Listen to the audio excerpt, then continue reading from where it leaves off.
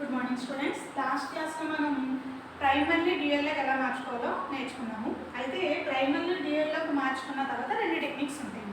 ఒకటి డ్యూయాలిటీ, రెండోది dual simplex. First మనం డ్యూయాలిటీ అనే కాన్సెప్ట్ నేర్చుకున్నాము.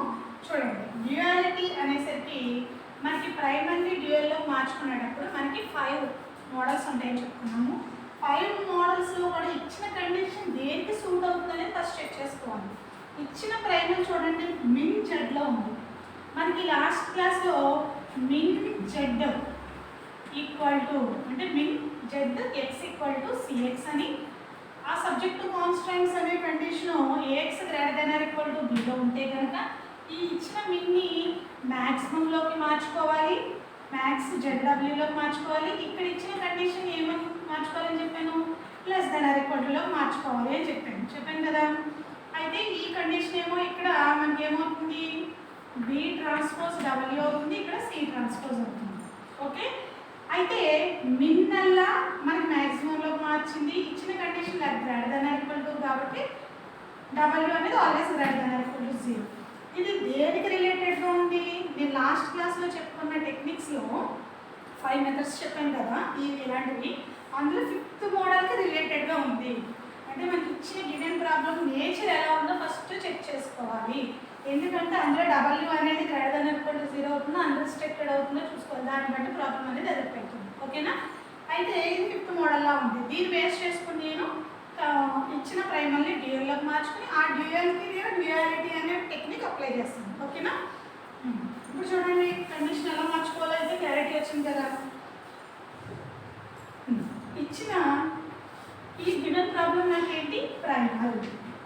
ఈ ప్రైమర్ని నేనేం చేయాలి, డ్యూయల్లోకి మార్చుకోవాలి. డ్యూయల్లోకి మార్చుకోవాలంటే మిన్ జెడ్ఎక్స్ ఏమవుతుందని చెప్పుకున్నాను ఇక్కడ, మిన్ అల్లా మ్యాక్సిమం అవుతుంది. మ్యాక్స్ జెడ్డబ్ల్యూ ఈక్వల్ టు ఏమవుతుందని చెప్పాను, బి ట్రాన్స్పోజ్ డబ్ల్యూ. అంటే బి అంటే ఏంటి, మనకి ఇక్కడ ఉన్న 10 24 అనేది బి. ఈ బిని ఏం చేయాలి, ట్రాన్స్పోజ్ చేయాలన్నమాట. ఇక్కడ ఎలా ఉంది చెప్పండి, కాలంలో ఉంది. దీని ట్రాన్స్పోజ్ అంటే ఏమవుతుంది, రోలోకి వస్తుంది. అవునా కదా? ఇప్పుడు చూడండి, 10 24 బి ట్రాన్స్పోజ్ అనేది ఇక్కడ డబ్ల్యూ అనేది ఇక్కడ వేరియబుల్స్ మనం ఎన్ని తీసుకోవాలి, అక్కడ 2 ఉన్నాయి కాబట్టి ఇక్కడ 2 తీసుకున్నాం. ఎందుకంటే ఇక్కడ ఉన్న 2 వేరియబుల్సే కదా మనకి, W1 W2. ఓకే, ఇది మార్చుకుని రాసుకుంటే ఏమవుతుంది, మ్యాక్స్ జెడ్డబ్ల్యూ ఈక్వల్ టు ఏమని రాసుకోవచ్చు, 10W1 24W2. ఇది ఏంటి, నాకు ఆబ్జెక్టివ్ ఫంక్షన్. ఇప్పుడు ఇంకేం చేంజ్ చేయాలి, సబ్జెక్టివ్ కాన్స్టెంట్స్ని చేంజ్ చేసుకోవాలి. సబ్జెక్టివ్ కాన్స్టెంట్స్లో ఫార్ములా ఏంటి మనకి, సబ్జెక్టివ్ కాన్స్టెంట్స్ వచ్చేసరికి ఇక్కడ condition greater than or equal to ఉంది కాబట్టి కండిషన్ ఎలా మారాలి, less than or equal to సైన్లోకి మారాలి. అంటే A transpose W greater than సిమిలర్లో ఏమవ్వాలి, less than or equal to C transpose. Okay, A transpose అంటే ఏ మ్యాట్రిక్స్ ఏంటి, 1 1 3 2. ఓకేనా? ఆ 1 1 3 2 మనం ఎలా మార్చుకోవాలి, ట్రాన్స్పోజ్ అయ్యాలి. అంటే ఇక్కడ ఉన్న కాలం రోలో మార్చింది. అంటే ఇక్కడ కోఫాక్టర్ ఎంత, 1. ఓకేనా? 1. దీని కోఫాక్టర్ ఎంత, 3. కానీ ఈ 1 3 నా కాలంలో ఉన్నది, నేను రోలో రాసుకుంటాను. ఇది 1 2. ఇది ఏమవుతుంది, కాలం వల్ల రో అయింది. ఓకేనా? ట్రాన్స్పోజ్ చేసేసాను నేను డబ్ల్యూ అంటే W1 W2. ఎందుకంటే మనకి 2 rows 2 columns కాబట్టి అది రాసుకుంటాం.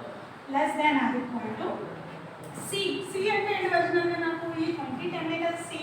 సి ఇక్కడ రోలో ఉంది, నేను ఏం తీసుకోవాలి, కాలంలో రాసుకోవాలి. అంటే 20, నెక్స్ట్ ఏంటి 10. ఓకే, ఇప్పుడు నేను కన్వర్ట్ చేసుకొని రాసుకోవాలంటే ఏమవుతుంది చెప్పండి, W1 1 ఇంటూ W1 ఏమవుతుంది, W1 ఇక్కడ sign plus 3 into W. Multiply చేస్తే ఏమైందమ్మా, 1W1 plus 3W2. Okay, less than or equal to 23. Next 1W1 plus 2W2. 1W1 plus 2W2 sign ఏంటంటే ఇక్కడ less than or equal to 10. Multiply చేస్తే ఇలా change. అవేంటి, నాకు సబ్జెక్టు కాన్స్టెంట్స్ని చేంజ్ చేసుకున్నాం. ఇక్కడ ఉన్న W1 W2 ఆల్వేస్ ఏమైంది, ఇక్కడ కండిషన్ ప్రకారం W1 W2 గ్రేటర్ ఫంక్షన్ వచ్చింది, సబ్జెక్టివ్ కాన్స్టెంట్స్ వచ్చింది. ఇప్పుడు జనరల్ మెథడ్లోకి వెళ్ళిపోతాం. స్టాండర్డ్ ఫామ్ రాసుకుని ఇనీషియల్ బేసిక్ ఫీజిబుల్ సొల్యూషన్ తీసుకొని సింప్లెక్స్ టేబుల్ వేసుకుంటాం. ఓకేనా? ఫస్ట్ ఏం చేసుకోవాలి? Modified objective function is objective function modify చేసుకున్నప్పుడు ఎలా రాసుకోవాలి? ఇక్కడ ఉన్న మ్యాథ్స్ ZW అంటే ఇక్కడ ZW ఈక్వల్ టు ఏం చేసుకోవాలి? 10W1 ప్లస్ 24W2 ప్లస్ అక్కడ ప్లస్ దగ్గర స్లాక్ వేరియబుల్స్ ఏమి ఇంట్రడ్యూస్ అయితే అది రాస్తాను. ముందు సబ్జెక్ట్ కాన్స్టెంట్స్ చేంజ్ చేస్తాను. చూడండి, సబ్జెక్ట్ కాన్స్టెంట్స్ నాకు వచ్చిన కొత్త సబ్జెక్ట్ కాన్స్టెంట్స్ ఆ పైవే కదా. ఆ పైవి ఎలా ఉంది చెప్పండి? Less than or equal to sign ఉంది. Less than or equal to అంటే అక్కడ ఉన్న ఈ ఈక్వేషన్స్ ని ఈక్వేషన్స్ లో కన్వర్ట్ చేయాలంటే బై కన్వర్టింగ్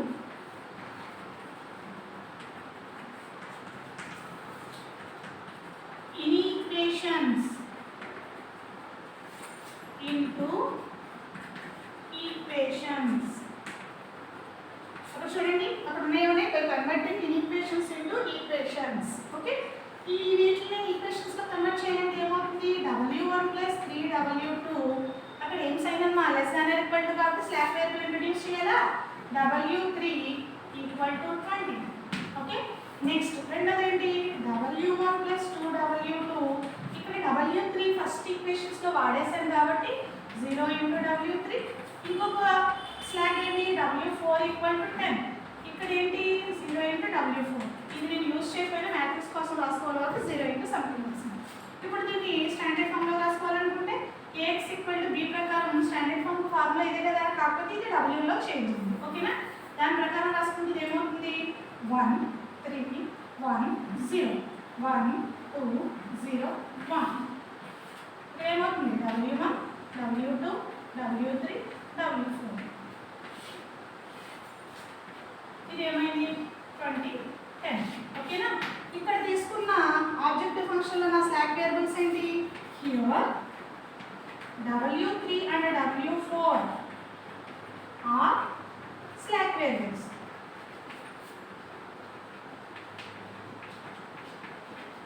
ఈ స్టాండర్డ్ ఫామ్లో తీసుకున్న W3 W4 ఏంటి? నాకు స్లాక్ వేరియబుల్స్. ఈ రెండు ఎక్కడ రాసుకోవాలి? ఆబ్జెక్టివ్ ఫంక్షన్ మాడిఫై చేసిన చోట రాసుకోవాలి. అంటే ఇది ఏమవుతుంది? 0 ఇంటూ W4. ఓకేనా? అంటే మనకు కావాల్సిన సింప్లిక్ టేబుల్స్కి ఏమైతే కావాలో అవన్నీ వచ్చేసింది. ఇనీషియల్ బేసిక్ ఫీజిబుల్ సొల్యూషన్ కూడా మనం తీసుకుని ఈ మ్యాట్రిక్స్ని బేస్ చేసుకుని రాసుకుంటాము. అది ఇక్కడ చూడండి. ఇప్పుడు దాని ప్రకారం నేను ఏం రాసుకోవాలి? సింప్లెక్స్ టేబుల్ వేసుకోవాలి. సింప్లెక్స్ టేబుల్ 1 అందులో ఏం రాసుకుంటాం?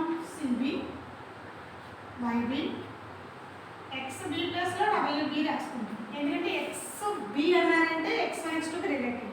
ఇక్కడ WB అనేది రాసుకుంటాం. ఓకేనా? ఇక్కడ ఏమవుతుంది? Y1 Y2 Y3 Y4. ఎందుకంటే మనకి వేరియబుల్స్ 4 కాబట్టి అంతవరకు రాసుకున్నాం. ఇంకేం రాసుకోవాలి? ఈ రేషియో ఫార్ములా తెలుసు కదా, XB అంటే ఇక్కడ WB కాబట్టి WB బై Y సమ్ ఏది వస్తే అది కాబట్టి Y I అని పెడుతున్నాను. I ప్లస్లో 1 అవ్వచ్చు 2 అవ్వచ్చు 3 అవ్వచ్చు 4 అవ్వచ్చు. ఓకేనా? చూడండి,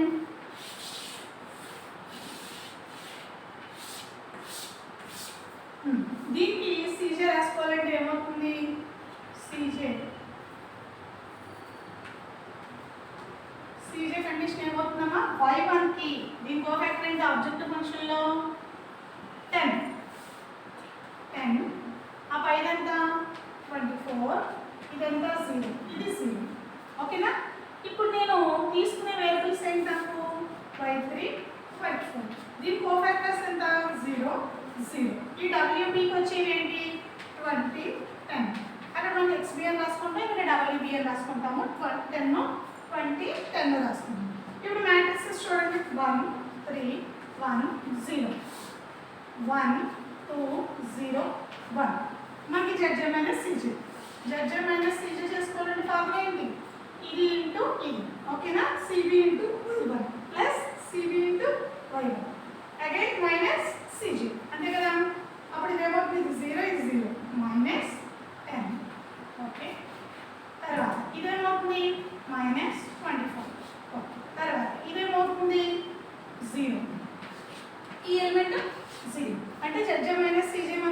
వాల్యూస్ ఇలా ఉంది. దీంట్లో ఏం తీసుకోవాలి, మోస్ట్ నెగిటివ్ తీసుకోవాలి. మోస్ట్ నెగిటివ్ ఏముంది నాకు -24 ఉంది. ఈ -24 కరెస్పాండింగ్ ఉన్న వేరియబుల్ ఎంత y2 అంటే హియర్ ఈ రేషియో ఏమవుతుంది WB/y2 అవుతుంది అనమాట. ఓకేనా, y2 అంటే ఎంత 20/3 సమ్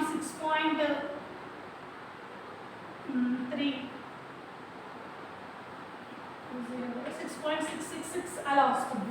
తర్వాత ఇదేమవుతుంది 10/2 అంటే 5 వచ్చింది. ఓకేనా, ఇక్కడ వేస్తాను మళ్ళీ చూసుకోండి. 10/2 అంటే 5 వచ్చింది.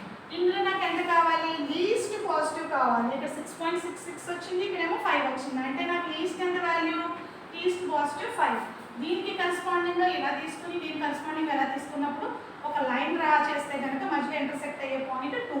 దీన్ని నేను ఏమని తీసుకుంటున్నాను, కీ అని తీసుకుంటున్నాను. దీని ప్రకారం ఆపరేషన్ ఏం చేయాలి, R2 × 2 R2/2 చేయాలి. ఓకేనా, అలాగే తర్వాత దీని కరెస్పాండింగ్ ఇదేం చేయాలి, నేను R1 × 2. ఇక్కడ ఆల్రెడీ 1 అవుతుంది కాబట్టి దీన్ని బేస్ చేసుకుని మనం ఏం చేయాల్సి ఉంటుంది, చూడండి ఇక్కడ 3 కాబట్టి R1 × 2 R1 3 కాబట్టి 3 - R1 - 3 × R2/2 ఇది వస్తుంది.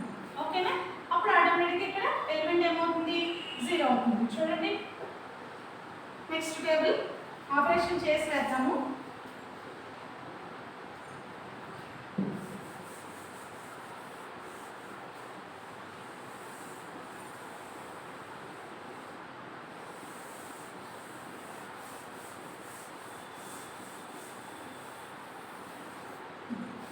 చూడండి సింప్లెక్స్ టేబుల్ 2.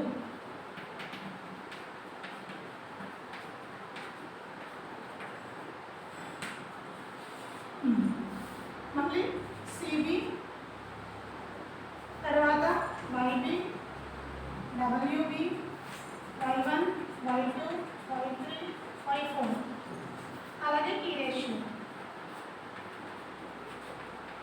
ఈ CJ ఏమవుతుంది, అక్కడ ఉన్న 10 24 0 0.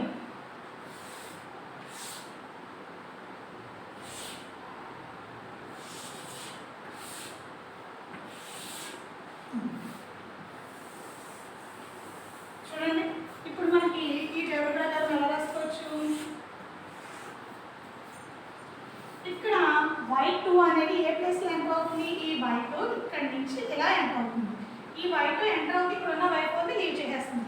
ఈ y2 ఎంటర్ అవుతుంది, దాని కోఫాక్టర్ కూడా తెచ్చుకుంటుంది కాబట్టి ఈ CBలో ఏం పెట్టుకోవాలి నేను, దాని కోఫాక్టర్ ఎంత 24, అది ఎంత y2. ఓకేనా, ఇప్పుడు దీనికి ఆపరేషన్ ఏం జరుగుతుంది, మనకి ఇక్కడ ఈ పదంతా చేంజ్ లేదు కాబట్టి అది యాస్టిస్గా రాసుకోండి. ఇక్కడ దీనికి ఆపరేషన్ ఏంటి, మనకి R2 → R2/2 కాబట్టి 10/2 అంటే ఎంత 5, ఇక్కడ 1/2, ఇక్కడ ఎంత అవుతుంది 2/2 అంటే 1, తర్వాత 0/2 అంటే 0, ఇక్కడ ఇది ఎంత అయింది 1/2. ఓకేనా, నెక్స్ట్ రెండు ఆపరేషన్ చేస్తున్నాను. చూడండి రెండు ఆపరేషన్ దేని బేస్ చేసుకుని చేసాం, దీనికి రిలేటెడ్గానే చేయాలి కాబట్టి చూడండి దీనిపైన వాడు ఏం చెప్తున్నాడు, R1 → 2 అంటే ఇక్కడ R1లో ఫస్ట్ ఈ వేరియబుల్ తీసుకుంటే కనుక 3 - 3 × అక్కడ వచ్చిన వాల్యూ ఎంత అమ్మా 1, ఇది 0 అయింది. అంటే ఈ పైన వాల్యూ ఎంత 0. తర్వాత ఇంకో కండిషన్ ఈ పక్క దానికి వెళ్తాం, R1 - అంటే 1 - 3 × ఆ కింద వచ్చిన వాల్యూ ఎంత 1/2 అంటే ఇది ఎంత అవుతుంది 1 - 3/2 అంటే 2 - 3/2 -1/2. ఇప్పుడు ఇది ఎంత అయింది -1/2. ఓకే, ఇక్కడ తీసుకుందాం. ఇక్కడ తీసుకుంటే ఈ ఆపరేషన్ ఎంత అవుతుంది 3 - 3 ×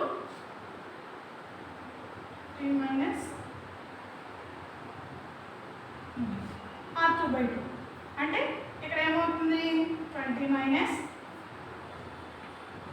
3 × ఈ కండిషన్లో ఎంత వచ్చింది 5 వచ్చింది. అంటే 20 - 15 అంటే ఇక్కడ 5, ఇక్కడ ఎంత అవుతుందమ్మా 5 అవుతుంది. నెక్స్ట్ ఆపరేషన్ ఎంత 1 అంటే మనకి ఏమని తీసుకోవచ్చు 1 - 3 × ఈ ప్లేస్లో ఎంత వచ్చింది 0 అంటే ఇక్కడ 1 ఉంటుంది. నెక్స్ట్ టర్మ్ ఎంత 0 - 3 × R1/2 అంటే సో -3/2. ఓకే, నేను టేబుల్కి ఆపరేషన్ చేసి రెండు ఆపరేషన్స్ని యూజ్ చేసుకుని రాసుకున్నాను. ఓకే, చూడండి ఇంకేం చేయాలి, ఈక్వల్ టు చూడండి ఇది ఇంటూ ఇది ఏమైంది 0 అయింది, ఇది ఇంటూ ఇది అంటే 24/2 అంటే మనకి ఎంత 12, 12 మైనస్ ఎంత 10, 12 మైనస్ 10 అంటే ఎంత వచ్చినా 2 వచ్చింది. ఓకేనా. నెక్స్ట్ తర్వాత ఇది ఇంటూ ఇది 0, ఇది ఇంటూ ఇది 24, 24 మైనస్ 24 అంటే 0. తర్వాత ఇది ఇంటూ ఇది 0 అంటే ఇది ఇంటూ ఇది 0, సో 0 మైనస్ 0 0. తర్వాత ఇది ఇంటూ ఇది 0, ఇది ఎంత అయింది ఇది 12, 12 మైనస్ 0 అంటే ఇక్కడ 12 వచ్చింది. ఓకేనా. అంటే మనకి జాగ్రత్తగా గమనించండి, సింప్లెక్స్ టేబుల్ 2కి వచ్చేసరికి ఇక్కడ రావాల్సిన జెడ్జే మైనస్ సీజే వాల్యూస్ అన్నీ కూడా పాజిటివ్ అయిపోయింది, ఎక్కడ నెగిటివ్ వాల్యూ లేదు. నెగిటివ్ వాల్యూ లేనప్పుడు ఏముంది మనకు సొల్యూషన్ ఉండదు.